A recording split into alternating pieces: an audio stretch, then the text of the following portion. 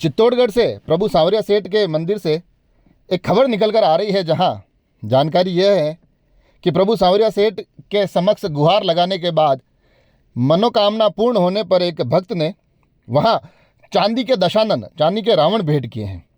और जो पूरी खबर है उसमें कहा यह जा रहा था कि मनोकामना बरसात के रुकने को लेकर थी।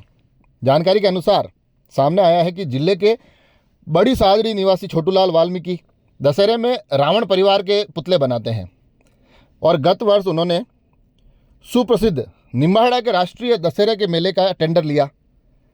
मगर उस वक्त जो मौसम के हालात थे वो कुछ इस तरह से थे कि 12 अक्टूबर को दशहरा था, रावण दहन होना था, मगर 9 अक्टूबर से ही मौसम के हालात बिगड़ने लगे, बरसात का दौर शुरू हो गया। तो ऐसे में लगा कि ना तो पुतले निर्माण का कार्य पूरा हो पाएगा और ना ही दहन आगे की तरफ सफलतापूर्वक संपन्न होता दिखाई देगा। मगर उस दौर में बरसात तो शुरू हो गई 9 अक्टूबर से, परंतु बताया यह जा रहा है कि छोटूलाल वाल्मीकि के एक पुत्र वो प्रभु सांवरिया सेठ के अनन्य भक्त हैं। तो उन्होंने अपने पिता से कहा कि प्रभु सांवरिया सेठ से अरदास लगाए और ये मनोकामना करे कि ये पूरा का पूरा कार्य बिना किसी विघ्न के पूरा हो जाए। तो छोटूलाल वाल्मीकि न केवल ये मनोकामना करते हैं बल्कि कहते हैं कि अगर ऐसा हो गया तो फिर इस मनोकामना के पूर्ण होने पर मैं प्रभु सांवरिया सेठ के मंदिर में रावण का एक चांदी का प्रतिमा भेंट करूंगा।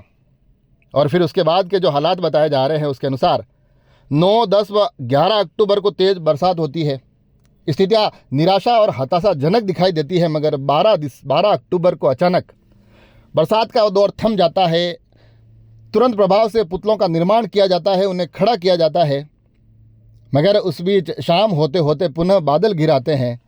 छोटूलाल वाल्मीकि मन ही मन पुनः एक बार अरदास लगाते हैं और उसके बाद बरसात का दौर वापस गुजर जाता है और बड़े ही आराम के साथ एक भव्य आयोजन में वो पुतला दहन, वो रावण दहन का कार्यक्रम संपन्न होता है।